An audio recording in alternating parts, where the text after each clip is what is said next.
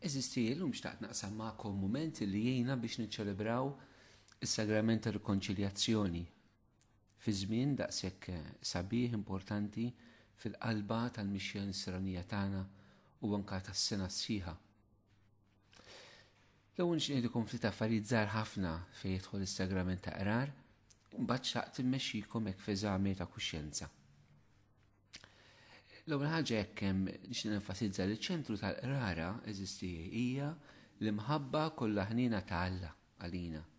Iċ-ċentru ta' qrara l-ewwa aħna, l-ewwa d-dnub tagħna, l-ewma l-problemi tagħna, iċ-ċentru tal-qrar hu Ġesu li jrid jifrex fuqna, jrid jannaqna miegħu, jrid jaħfer, jrid jimlana qalbna mill-ġdid b'imħabbtu u bil-ħnina tiegħu. Dak hu ċ-ċentru. It-tieni ħaġa anke meta nkunu qegħdin neżaminaw lil nfusna qabel nqerru importanti nifhmu li t-tentazzjoni mhijiex dnub.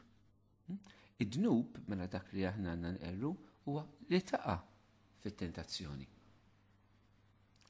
It-tielet ħaġa xi ngħid huwa li rridu nifhmu li dnub aħna jifridna mhux biss minn Ġesu jaqtana minnu mill-imħabba tiegħu mill-imħabba tagħna lejh mhux minn tiegħu lejna. Però jifridna wkoll iferi wkoll il-komunità nisranija. Għax aħna parti minn ġisem wieħed. Allura fil-qrar is-saċerdot mhux biss jaħfrilna f'isem Ġesu, imma jaħfrilna anke f'isem il-komunità, f'isem il-Knisja. Ir-raba ħaġa importanti li niftakru l huwa sagrament. Sagrament x'inhuwa? Huwa sinjal li jidher minn barra, mela b'mod viżibbli, ta' grazzja ta' Alla illi aħna bajnejna ma narawiex imma nirċivuha fil-qlub tagħna, fir-ruħ tagħna. Il-ħames ħaġa ma ninsewx illi s-saċerdot eżisti huwa bniedem midneb magħżul minn Ġesu imma biex f'isem Ġesu u f'isem il-Knisja l-komunità nisranija jaħfridna dnubietna. U hekk għandna vantaġġ li fil-qrar huma midinbin li qerru għand midneb, però midneb magħżul minn Alla. U allura eżisti fil-qrar nistgħu nifhmu ħafna l-xulxin, għax aħna l-kol midinbin. U tħeġġiġa eżisti l-ħuti saċerdoti meta nqarru l-oħrajn ma ninsewx id-dnub tagħna, ma ninsewx li aħna midinbin. Ħaġa oħra xtaqt ngħid sitt ħaġa l-penitenza eżisti mhix l-iskop tagħha l-penitenza li tina s-saċerdot mhix tant li biex inpattu għad-dnubit tagħna, aħna Ġesu patta u għad-dnubit tagħna l-kol fuq is-salib. Però sens tal-penitenza huwa aktar li lilek ipoġġik lura fit-triq, jagħti orjentament mill-ġdid il-ħajja tiegħek. Ipoġġilek qalbek mill-ġdid f'Ġesu u fil-komunità. Penitenza tista' tuħu forum differenti, talb, sawm, karità, xi azzjoni partikolari, però l-iskop tagħha hija din li tgħin lil qalbek iddur lura lejn Alla. U l-aħħar ħaġa eżisti, is-seba' ħaġa, meta nħorġu mill-qrar eżisti ma ninsewx li kif Ġesu ħafer lilna aħna rridu naħfru wkoll lill-oħrajn. Mhux b'obbligu jew bliġi, imma b'imħabba u ħnina. Kif lilna l-mulej ma jaħfrilniex b'xi obbligu jew bliġi, però b'imħabba u biħnina. Ħaġa oħra nixtieq ngħidilkom eżisti li meta mmorru nqerru wieħed m'hemmx għalfejn jidħol f'dettalji ta' stejjer dwar nubiet, ġast jgħid id-dnubiet tiegħu. Importanti nifhmu li l-qrar mhuwiex mument biex noqogħdu nitkellmu l-problemi tagħna. Sib tant nies li fil-qrar jqogħdu jitkellmu l-problemi tagħhom. Mhu speċjali meta huwa qrar tal-kju bħal huwa qrar ta' qabel xi funzjoni, meta qasem il-ħin. Jiġifieri anke b'rispett lejn xulxin irridu nagħtu ċ-ċans is-saċerdot ikollu l-ħin anke għal persuni oħrajn. Jekk għandna bżonn niftħu qalbna fuq xi problemi nsibu mument ieħor barra mill-qrar. Imma l-qrar jgħid strettament għal maħfra ta' dnubiet. Qrara iktar qasira iktar li sabiħa. Eżisti. Ovvjament jekk ukoll hemm issues ta' problemi morali li jmissu mad-dnub allura wieħed għandu jitkellem iva. Imma tgħid fuq issues ta' problemi ta' familja, ta' żwieġ, ta' xogħol, ta' ħbiberiji, kriżijiet li jkun għaddej minnhom, mhuwiex il-mument tal-qrar dawk. Issa ħbib tiegħi, hekk ħanofrilkom eżami ta' kuxjenza. Eżami ta' kuxjenza sabiex narblu il-qalb tagħna permezz ta' numru ta' mistoqsijiet illi lilna jistgħu jgħinuna sabiex anke nagħmlu qrara tajba. Dan l-eżam ta' kuxjenza mhux xi ħaġa li ktibtin eżisti huwa approvdut mill-Vatikan f'ċelebrazzjoni li l-Papa Franġisku mexxa fil-festa ta' Maħfra fil-Qrar. Hekk allura anke hija biex ngħidu hekk nħallu l-Knisja anke universali fit-tmexxija tagħha bħala li ddawwa lill-kuxjenza tagħna. Hekk b'numru ta' mistoqsijiet illi waqt li ħanistaqsihom nitolbok sabiex jekk tħalli l-ispirtu ta' ġewwa fik iwieġeb huwa wkoll għal dawn il-mistoqsijiet biex talbi l-kuxjenza tiegħek ħadd ruħek għal qra tajba. Ejjew neħtlu f'dan il-vjaġġ sabiħ, ejjew nkunu fil-verità għax Ġesu qalilna il-verità teħliskom. Nersaq lejn is-sagrament tal-qrar b'xewqa sinċira għal tisfija ta' qalbi, għal konverżjoni, għal tiġdid ta' ħajti u għal biberija ikbar ma' Alla. Jew nqis rar bħala toqol li rarament jiena lest li nitabba bih.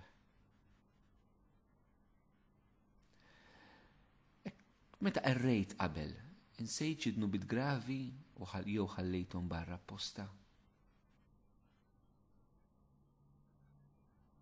Wettaqt it-towba l-penitenza li jagħtik il-konfessur. Pruvajt qiegħed fil-prattika dak li proponejt li tagħmel biex ħajtek tkun aħjar skont il-Vanġelu ta' Ġesu.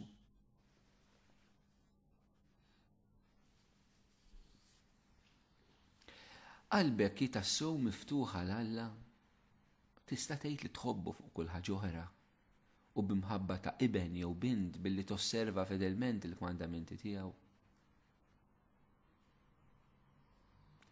Talli wisq il-ħwejjeġ tad-dinja jiġbduk lejhom. F'dak li tagħmel għandek intenzjoni retta.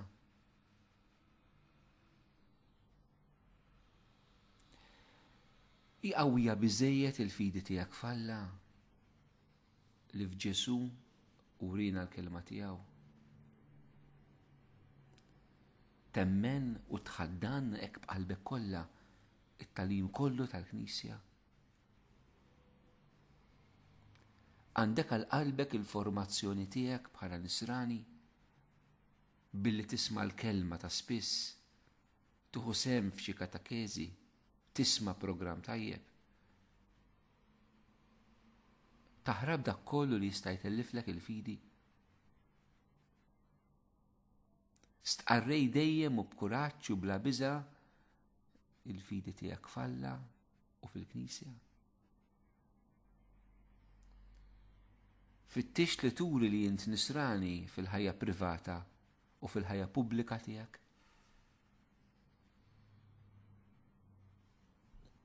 Titlob malli tqum u qabel torqod. U t-talb tiegħek huwa verament dialogu qalb ma' Alla.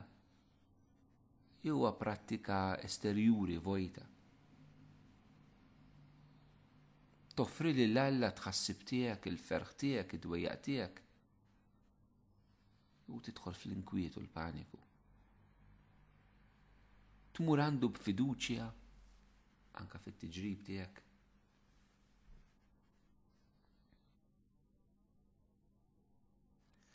Għandek qima u mħabba lejn l-isem qaddis ta' Alla.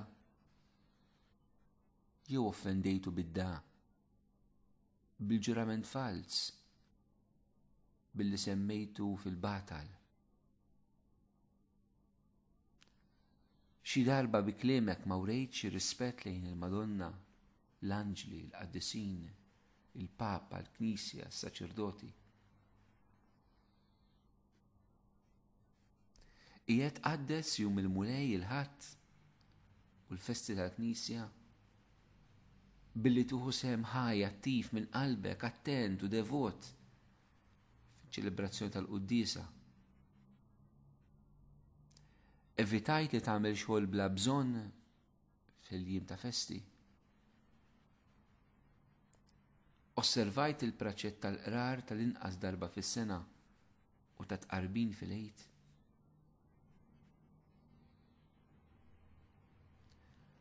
Għandek Allat oħra, jiġifieri espressjonijiet jew oġġetti li tinteressa ruħek fihom u li tqiegħed il-fiduċja tiegħek iżjed fihom milli falla. Bħalma ngħidu aħna l-ġid materjali, is-superstizzjoni, l-ispiritiżmu, il-maġija, il-qari tax-xorti, l-okkult.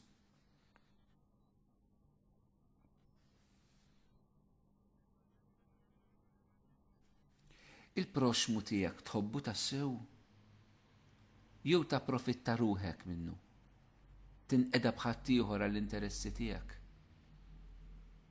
u timxi magħhom b'mod li ma tixtieqx li kieku ħadd ieħor jimxi miegħek. Kont ta' tfixkil jew skandlu għal xi ħadd bi kliemek jew b'emilek.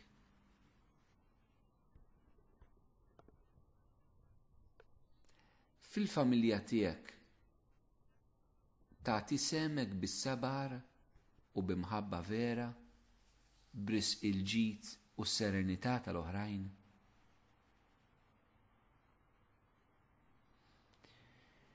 Jekk inti iben jew bint u bdejt il-ġenituri tiegħek, irrispettajthom, weġġaħthom, enthom fil-ħtiġijiet spiritwali u materjali tagħhom. Għamilt xogħolok sew fl-iskola, irrispettajt l-awtoritajiet tiegħek, tajt eżempju tajjeb f'kull sitwazzjoni. Jekk inti ġenitur, ħassib teduka l-uliedek fil-ħajja nisranija, tajthom eżempju tajjeb, bl-awtorità li għandek mexxejthom tajjeb. Jekk int miżewweġ, miżewġa, kon dejjem fidil fl-imħabba tiegħek u fl-emil tiegħek. U rejt li int kapaċi tifhem u tagħder f'mumenti ta' nkwiet fi żwieġ u fil-familja.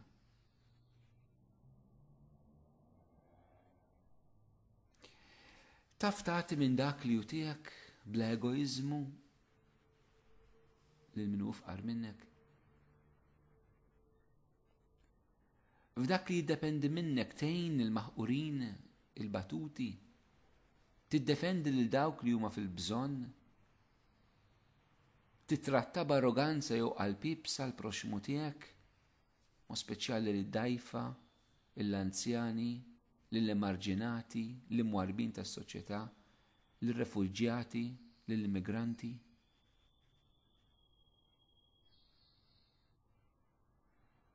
Tħossok konxju tal-missjoni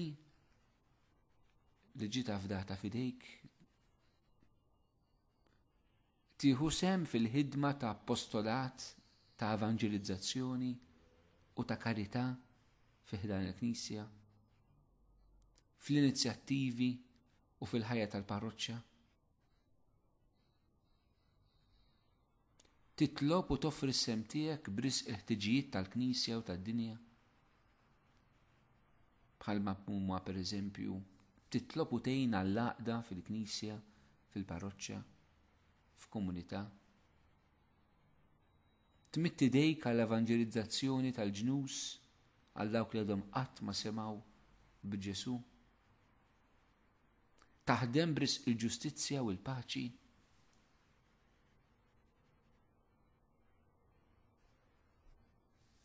Għandek għal qalbek il-ġid tal-komunità umana fejn inti tgħix, jew taħseb biss fl-interessi personali tiegħek. Tieħu sehem skont ma tista' hekk f'inizjattivi li jippromovu l-ġustizzja, il-moralità pubblika, jiġifieri dak li hu tajjeb u ħażin tinsisti li anke fil-pubbliku hemm affarijiet li huma tajbin u affarijiet li huma ħżiena.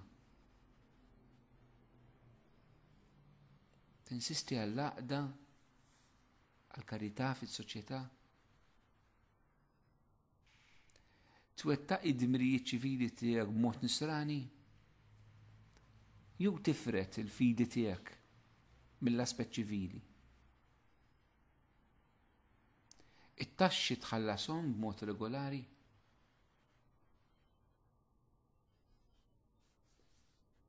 Qed tkun ġust, impenjat, onest fuq il-post tax-xogħol. Xewqan li tagħti s-servizz tiegħek.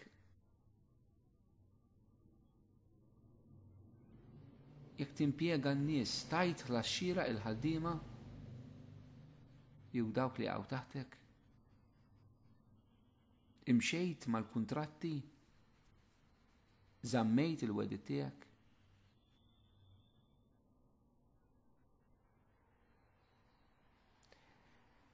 F'ħajtek imxejt b'ubbidjenza u rispett dovut lejn l-awtorità li jminu fuqek. Fil-Knisja, fil-familja, fil-ċivil. Jekk għandek xi inkarigu ta' tmexxija ta' awtorità f'idejk. Hekk tara biżdaq li jaqbel lilek jew tħabbrek għal ġid tal-oħrajn. L-awtorità li għandek tuża fi spiritu ta' servizz u qadi.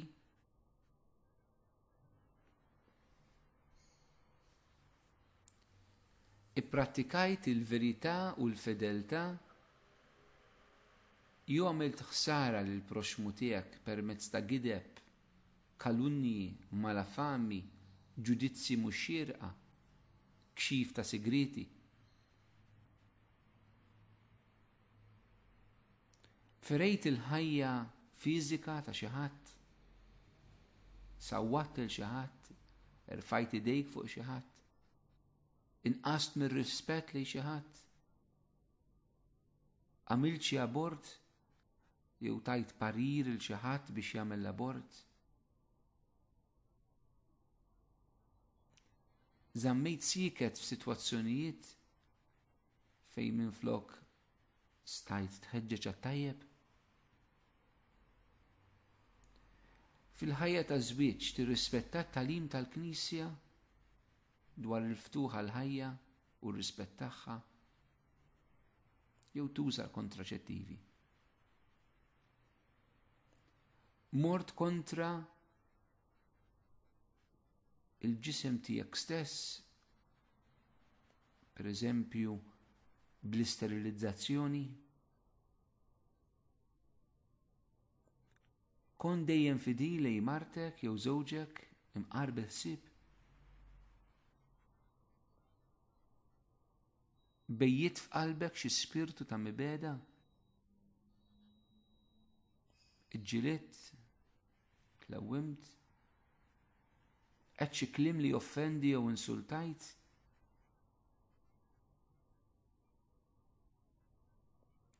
Inqas b'xi egoiżmu.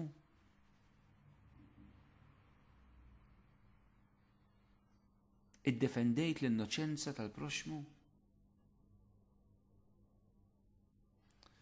Fis-sewqan poġġejt il-ħajja tiegħek jew taħat ieħor fil-periklu.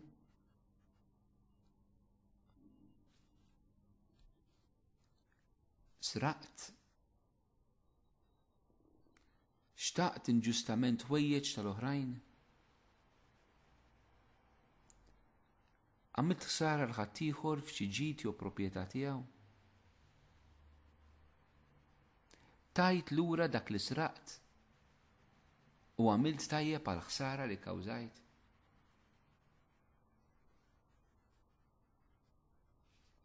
Jekk kien hemm innaqsek minn weġġek u rejt li inti lest li taħfer għall-imħabba ta' Kristu, jew żammejt f'qalbek mibeda u x-xewqa għall-vendetta.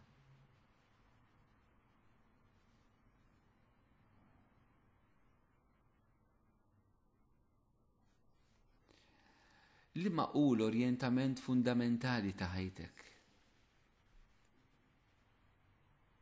Tittama fil-ħajja ta' dejjem. Tipprova tgħix il-ħajja spiritwali tiegħek bit-talb. Qari ta' kodba tajbin spiritwali. Timmedita l-kelma t'Alla. Tieħu sehem ta' spiss fis-sagramenti. Għandek kontroll fuqek innifsek. Tiġġieled il-vizzijiet tiegħek. trażan il-ġibdiet ħżiena tiegħek? ħallejt lejra tirkbek? Ikkontrollajt l-ikel? Kont prużuntus u superf? Iddisprezzajt il-ħaddieħor? Tkabbart fuq ħaddieħor? Tħossok aħjar minn ħaddieħor? Imponejt ir-rida tiegħek fuq l-oħrajn? ħnaqt il-libertà ta' ħaddieħor biex jagħmel it-tajjeb? Tajt każ id-drittijiet veri mhux inventati ta' ħaddieħor?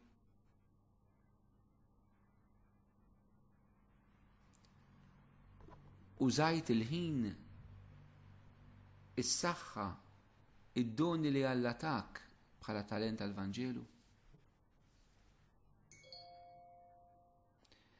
Qiegħed tinqeda bid-doni li għandek biex tkun ta' servizz għall proxmu u biex titqaddes fil-ħajja spiritwali tiegħek? Tażżint? Kif qed tuża l-internet, l-smartphone, il-tablet, il-computer, il-radio, il-television, il-satellita? Ġarrabt bis-sabar fi spirtu ta' fidi, id-batija u l-provi tal-ħajja? Fittix li tipprattika r-rażan u s-sagrifiċċju? Osservajt is-sawm u l-astinenza? Żammejt ġismek safi u kast skont l-istat ta' ħajtek? Temmen u tuħu ħsieb il-ġismek bħala t-tempju tal-Ispirtu Santu? Temmen li ġismek għad trid tqum mill-mewt? Tieħu ħsieb is-saħħa tiegħek?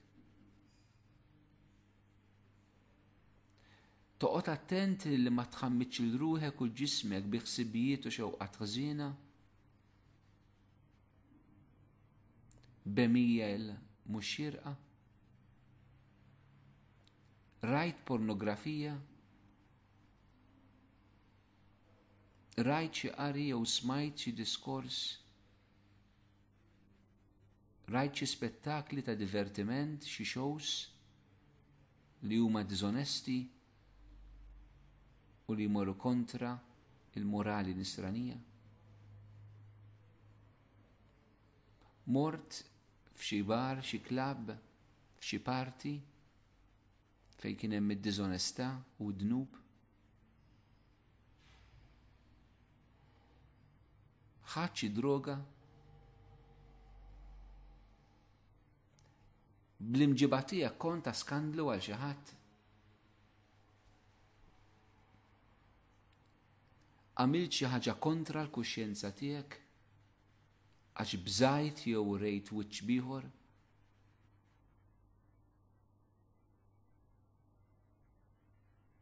Dejjem u f'kollox ġibt ruħek bħala iben Alla, bħala bint Alla? Imxejt fil-qawwa tal-Ispirtu Santu? Kien hemm xi ħaġa tajba li stajt tagħmel u ma miltix?